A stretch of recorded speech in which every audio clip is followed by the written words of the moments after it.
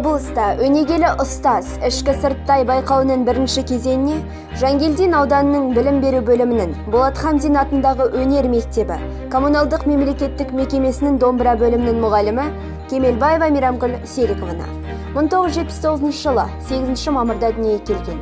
Білімі жоғары. Бітірген оқу орны Ыбырай Алтынсарин атындағы Арқалық мемлекеттік педагогикалық институты 1998-2000 жылдар аралығында тәмамдады. Диплом бойынша мамандығы музыка және ән айту мұғалімі. Жалпы еңбек өтілі 18 жыл. Оның ішінде осы салада 11 жыл. Бірінші санатты мұғалім.